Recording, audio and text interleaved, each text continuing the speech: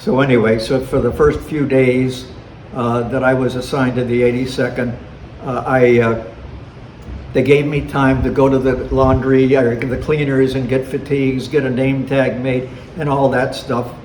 And I did. I took my brand new fatigues that had the name tag and the patches, the lieutenant bar, and all that stuff. And I took it to the cleaners to get all that stuff sewed on. And the lady said, "Well, you want these laundered, don't you?" And I said, "Of course not, they're brand new." And that was really stupid because in the 82nd Airborne, you wore fatigues that were so starched, you could cut yourself on the crease in the pant leg. So anyway, I got all that squared away, and I finally got back to reporting to the battalion. And nobody said, "What are we supposed to do with you now?" But it was worse than that. When I drove up to the barracks in the morning, from the upper windows of the barracks, people would say, "Here comes a goddamn leg." A leg. Leg is to the airborne as anybody who's not a jumper. So I couldn't wait till I got to jump school to get that stuff behind me. And fortunately, it wasn't too long before I went. I jumped in the car, drove down to Fort Benning, and signed in, student battalion. First school was going to be Ranger, even before infantry basic. And I was glad for that.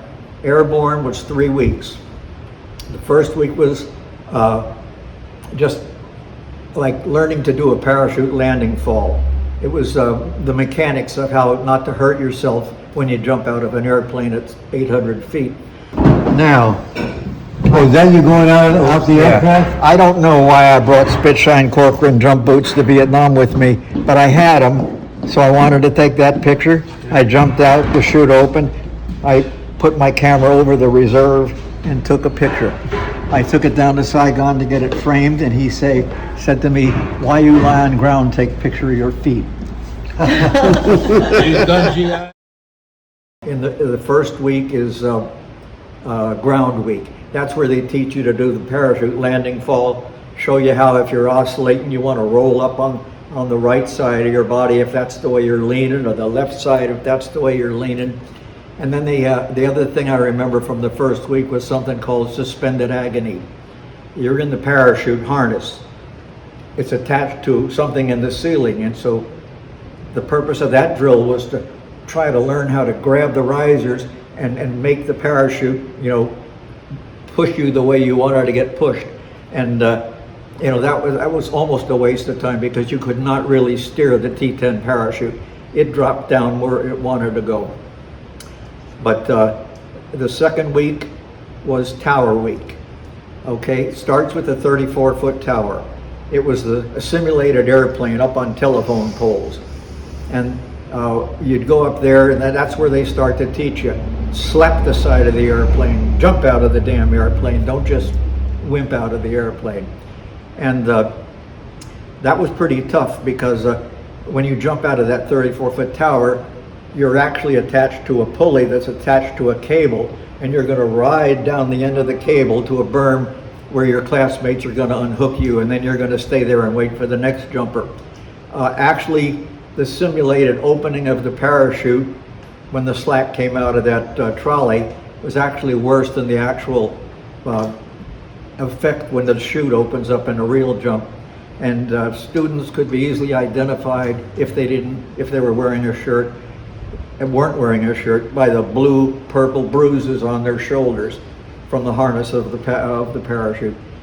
So anyway, that wasn't bad. Got through jump week.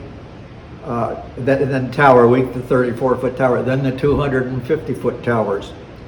They were the real deal. There's 3 of them. If you're driving to Fort Benning from anywhere outside, the first thing you'll see of Fort Benning are those jump towers. There's 3 of them. 2 of them are the real deal. One of them is like for visiting dignitaries, where they're actually going up on a cable and coming and sitting in a bench or something. It comes down. We didn't have anything to do with that. What you would do with the 250-foot towers when it was your turn, I'm trying to remember now, the canopy was already spread around and locked onto a steel ring that's the same circumference as the parachute. And what they would do then is hoist you up almost to the top of the tower. And then, so we didn't have people coming down at the same time. When it was your turn, boom, They lift you up a couple more inches and then you're coming down in a parachute. The real deal. You got to do a parachute landing fall and do it everything right so you don't get hurt. And then the last thing, of course, was jump week. It was total of 3 jumps is all you had to make. The first jump was at a drop zone, actually across the Chattahoochee River in Alabama. And, you know, they were talking about the reserve parachute. All I remember from the reserve parachute class was in the unlikely event that you have to pull it. Okay, it's an unlikely event. So anyway, on the first jump, I got myself in the front of a stick. A stick was all the troops lined up, sitting on the bench seat, and both sides of the airplane. And I said, I'm an officer, I'll show these kids what to do. And when it was my turn, I got in the door, I slapped the side of the airplane, and I jumped out. And then I looked up, and then I looked back down, because when I looked up, I had 2 canopies. It's a malfunction called a Mae West. It looks like a giant brassiere. That's why they called it Mae West. But you get a shroud line over the canopy. And so instead of having a big canopy wide open, you got 2 smaller ones, okay? Now, I remember they told us in class, in the unlikely event that happened, you want to pull your reserve anyway, because if that nylon shroud line on the nylon canopy rubs off, it's going to burn up and you ain't going to have a canopy at all. So, okay, time to pull the reserve. And I didn't pay attention in class. The reserve is in a pack. It's got 4 flaps, a bottom one, a top one, and 2 side ones. And when you pull the handle, these pins unleash those flaps. What I should have done, they told me afterward, you don't just, you know, have your hand on the front of the thing. You need to have your hand under the parachute pack. So when you pull it, the parachute doesn't drop straight down and then wind up around you. My parachute dropped straight down and wound up around me. So I'm wrapped in my parachute now. I don't know how fast I'm coming down. I don't know where I am. And I hear a megaphone voice telling me, relax your knees, bend your knees. I thought I must be pretty close to the ground. And I hit it pretty hard and it knocked the wind out of me. But at least I wasn't dead. And ambulance came across and all that. And by the time they got me off the drop zone, I had actually, you know, recovered and I was breathing okay again. So they didn't have to do anything more to me. And then after that drill was over, we went back to the barracks to get ready for jump number 2 the next day. I had Technicolor dreams of me splattered all over Alabama that night. And the next morning, you know, I asked myself, are you really going to jump? And so this time I got myself last in a stick of jumpers. And when the green light came on and they're yelling, go, go, go, I'm going up with them, but I don't know if I'm really going out the door or not until I went out the door. That jump was fine. That was a good one. One more jump and that was all for jump week. And we went from jump week, well then I went back to the 82nd, okay. And the next schooling was infantry officer basic. Okay, that's Fort Benning. You learn how to read maps and work a compass and do all that sort of stuff. And also we learned, one day I was a student platoon leader. That's the day they instructed us in chemical weapons. And they told us, they handed the platoon leaders, we were going to be the demonstrators. It was like a tiny piece, a tiny tube of toothpaste, but it had a needle sticking out of the front of it. In the event the enemy deployed whatever kind of gas that was, you're supposed to use this atropine syringe to stab yourself in the leg. And then they said, you know, you can go slap your leg and it'll be sort of numb, and then you push it in, and going in fast is better than going in slow. Anyway, so we had to demonstrate that there was no getting around that.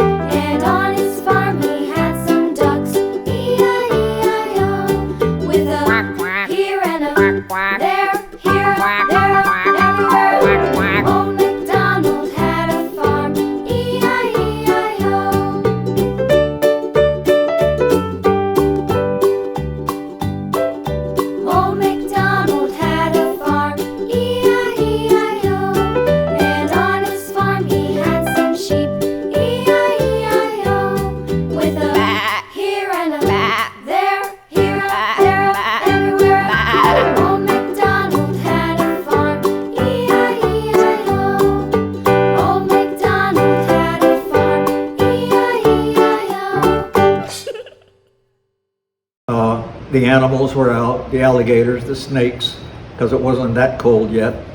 But anyway, you know, it ended finally. And then we all go back to our units, Ranger, airborne, qualified, ready to be a platoon leader. Okay, about that time, Vietnam was starting to heat up, the Gulf of Tonkin and all that. And it did two things. It caused new lieutenants to say, oh my God, is it going to be over before I can get in it? And it caused senior NCOs and officers to retire. So as a second lieutenant, there was no place for you in Vietnam at that time. The American units weren't there, the tactical units, so there were no platoon leader slots. So what they did when they finally, you had to make first lieutenant before they could do anything with you.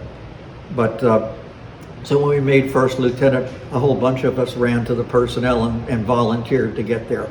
I lived in a house with 3 other lieutenants. They didn't run to the personnel office as fast as I did. And I thought, I'm going to be in Vietnam before those guys. Ha ha. Well, turns out a little thing kicked up in the Dominican Republic where the Cubans were, you know, active. And there were American students at medical school in the Dom Rep who needed to be rescued. So the 82nd went to the Dominican Republic to rescue them. So my roommates who didn't get to personnel as fast as I did actually saw combat before me because there were Cubans there to fight. But eventually made first lieutenant, and I got orders to go to MACV, Military Assistance Command, Vietnam. Now, I knew I had heard of the Vietnamese Airborne Brigade. It was just a brigade of Vietnamese paratroopers, but with U.S. advisors. And I thought to myself, boy, I'd like to get in there, but so would everybody else in my class. That was a plum assignment. Well, I sent a letter from the Quickie Vietnamese language course. I sent a letter to a major I had known from the 82nd, and he was an advisor with one of those airborne battalions. And I said, hey, can you get me in there? And I thought, probably not, but I got a letter back, and it says, yeah, when you finish your orientation at Ton Son Nhut, a Jeep is going to pick you up and take you to the Airborne Brigade. I thought, I can't believe that. Maybe it won't happen, but it did happen. And that the last day of the orientation, a captain, and they called them bulletproofs, the airborne camouflage and the red beret, he came and picked me up, and I found out I was going to be an assistant battalion advisor with one of the Vietnamese battalions.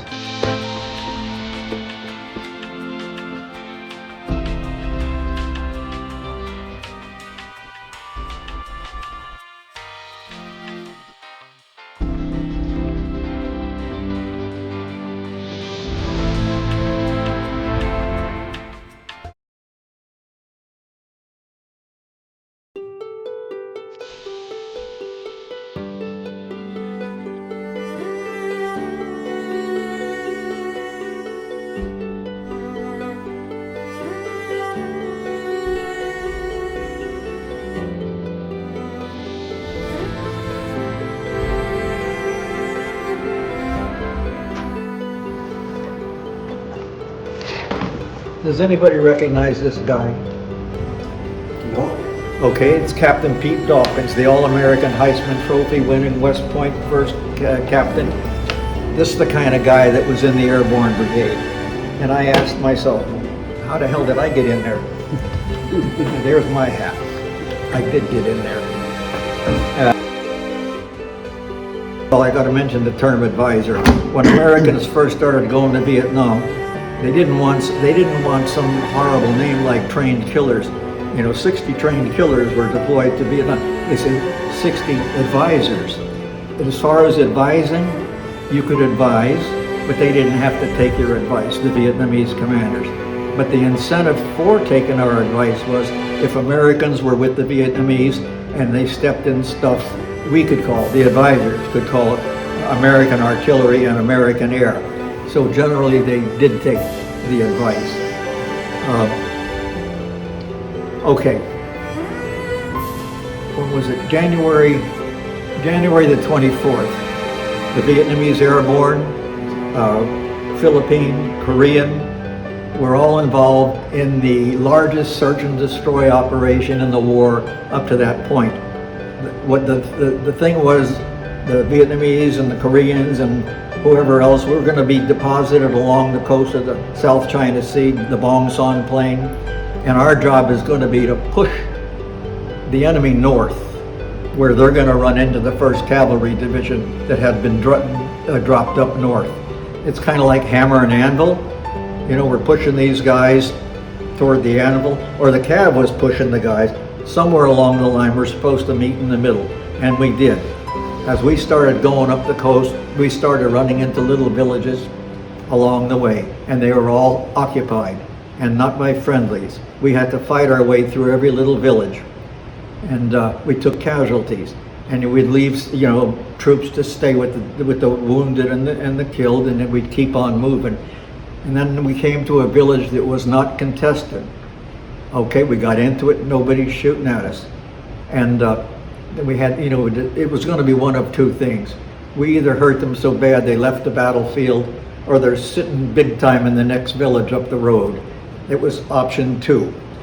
As soon as we walked out of there, it was my company, the Vietnamese company commander, my counterpart, his radio operator, a Vietnamese point man, my radio operator, and me. As soon as we stepped out of that village, these mortar rounds, they're in the air and they're coming our way. And they hit right where they were supposed to. That's when my counterpart went down, his radio operator and point man went down, my radio operator went down, and I went down. We all got hit. And we're in a fight. Brave Vietnamese soldiers came out as far as they could and dragged us back behind cover. We could not get artillery or air because the 1st Cavalry's helicopters were occupying the same space that the artillery and air would. So up to that time we didn't have that. But now I'm hurt, don't know how bad. You know, I could tell certain, because of where the Vietnamese medics are putting bandages. But my team sergeant, Sergeant First Class John Millender from Counce, Tennessee, he came up to where I was lying, and he said, "Trung Nguyen, Lieutenant, Cav helicopters are out of the way. Medevac's en route." And then, right over me, I saw the exit wound with the round that killed him. And as the medics are starting to pull me away, you know, I'm yelling, "Trung Shi, Sergeant," and they're all saying, "Chet Roy, Chet Roy." Chet Roy means dead already. And anyway, I got medevaced out of there, and the tempo of combat had picked up so bad that the evacuation hospitals didn't have room for everybody. So the very next day, I was evacuated with a bunch of others. We went to the Philippines. First morning in the Philippines, I wake up, we're in a barracks type building. There's wounded all along the far side, and I'm in a line of wounded all along this side.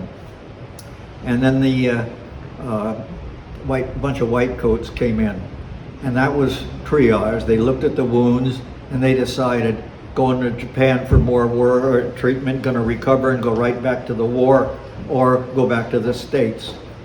And they're going down the far side, and you hear people screaming because those bandages were being pulled off wounds that were inflicted like the day before. And it was they were hurting people, the good guys. Anyway, now they're coming down my side, ripping off bandages. People are screaming. And when they got to me, and I had the biggest one on my leg, you know, that came off, and I'm sure I screamed. But then the doctors came, and they said, looked at me and said, CONUS. That stood for Continental United States. They were telling me I was going back home. And I was pretty glad about that, as a matter of fact. So we left the next day. We're on C-130s, rigged for stretchers and all that stuff. So I got back to the States. I was in the hospital at Fort Belvoir because my family was in Arlington and all that. I needed light duty, and infantry branch knew that when I called them. They sent me to the Army War College as an admin officer. So I'm in the admin office of the Army War College, and I'm surrounded by civilians that have been doing the job forever. They didn't need me there. There were only 2 soldiers, and they were in classified document control. So, okay, I'm going home every weekend. That's only a 2-hour drive to Arlington. And I'm hanging out with the boys and whatever. Well, funny thing happened. I was on the captain's list by that time. The general, 2-star general, the commandant of the War College, he had a driver and a PIO that he brought with him from Fort Gordon when he was the commanding general of Fort Gordon. And they came and checked me out.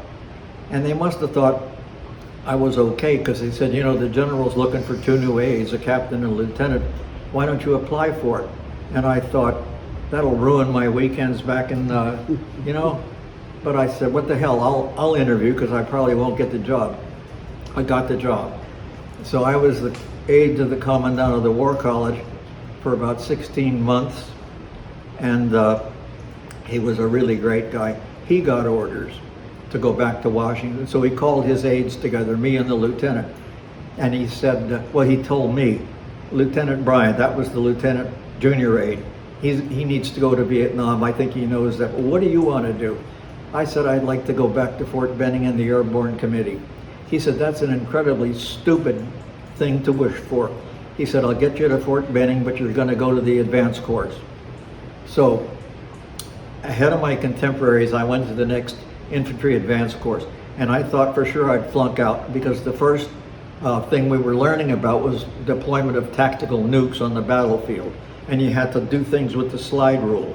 I did what I had to do, and I passed that, and that was the scariest part. Okay, so now I'm in the advanced course. It started as a whole bunch of captains and a small bunch of majors. It finished with a whole bunch of majors and a small bunch of captains. So then it's time to pick where you want to go back to Vietnam. Everybody was going back to Vietnam. And I picked the first cav. And I got the first cav.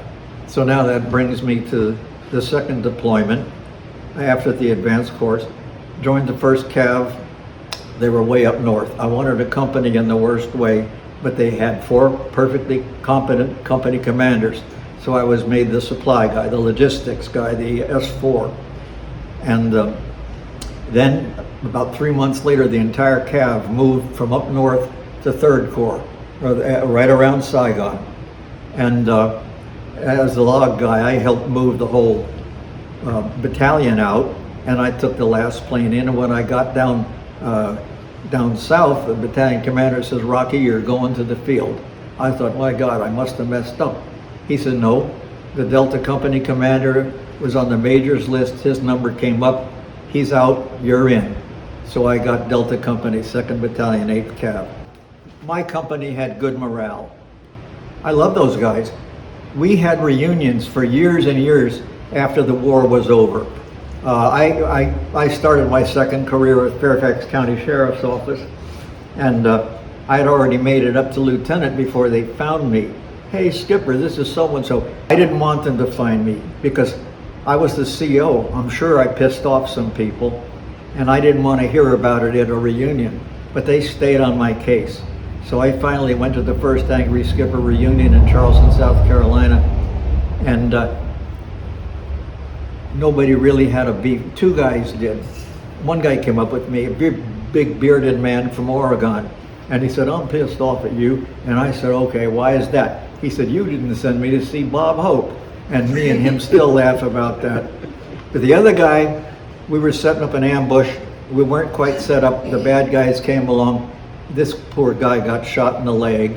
And, of course, we engaged with the enemy that was coming up the trail before us. Now, he came up to me at another reunion and he said, how about when I got wounded, you wouldn't let the helicopter come in and the medic had to overrule you? I said, time out. There's no way in hell the medic, the chaplain, or anybody else overrules the commander on the ground. If you got out by helicopter, is because I got you out by helicopter. And after that, it was, oh. Anyway, we had a lot of good reunions, a lot of good guys, and that was the best thing I've done in my life, was be company commander of Delta 2-8. I told the guys, I've never been comfortable with Fort Benning's concept of ambushing. They wanted the larger group, let's say a company, and then a smaller group, a squad or maybe even a platoon, to go out on the kill zone. And then after they, you know, either killed something, well, let's say it was a success. Using Claymore mines, there's some dead guys out there, but we don't know how big that enemy body was. There could be a ton of people behind those that were killed. I didn't like that idea. And then guys trying to get their way back into the friendly perimeter could get accidentally killed doing that. So I told my guys, I'm going to make you a deal. We're going to do ambushes in company strength. That's unheard of, because nobody believes that 120 guys can be quiet in the jungle and the smokers won't smoke and all that. I said, you're going to have absolute noise and light discipline. If you see a buddy trying to light a cigarette, jump on him, because he's trying to get you killed. Same with any noise, no smoking and no laughing and no light. They liked that idea. So what we did on a straight, first of all, it was search and destroy was the name of the game. We never wanted to stop for the night if we weren't on a trail where we could ambush. I had two ideas for the trails. First of all, you want one that looks like it's been used. You got Ho Chi Minh sandal prints, you got canvas shoe prints, you got bicycle tracks, you know, going down the trail. And if we had a trail junction, I'd put one platoon on one trail and the other platoon on the other, and the third platoon would lock around behind them. So we were in a perimeter. If we bit the nose off an enemy that was much larger than us and he attacked, we were already in a defensive perimeter. The guys liked it. Let me just say, we got very, very good at ambushing. So I'll jump ahead because I'm almost through. When I finished my company command time, I took an R&R to Hong Kong. I came back. I was supposed to be the battalion S2, but I was told, you're not going to be the S2. You're going to go up to division headquarters. And I went up to division headquarters, and the G3 said, what you're here for is put together a class on ambushing. You're going to go to every CAV fire base and you're going to discuss ambushing and put out these ideas that I thought, my God, the fact that we were doing company-sized ambushes, Benning's not going to like that. Well, Benning didn't care. We were killing people, and that was our job. So I went to the different fire bases, you know, pitching ambush as the best tactic we had against the enemy. They were putting a trip flare in the middle of the kill zone. What does that mean? You're only going to kill half of what comes along, you know? Anyway, I wasn't telling them to do things. I didn't have the authority to tell them to do things, but I recommended things. And then, you know, that's the last job I had in Vietnam. Captain Ambush was the nickname I had. Actually, after I retired, I felt like I pretty much remember everything that went on, and I thought we did good. So I decided I'll try to write a book. I got the Writer's Digest, and I looked, and first thing I learned was don't send anything to any publisher unless it's invited. Second thing I learned was the big publishing houses wanted you to what they wanted to get it from an agent. So I found this small Hellgate Press. It's in Oregon. They specialize in certain different types of books, and the military memoir was one of them. To date, I got 71 reviews on Amazon. Okay, 69 of them were 5-star. One of them is 4-star, and some jerk gave me a 3-star review. But it did what I wanted. That's my story. It's out in the public, and I'm proud of it.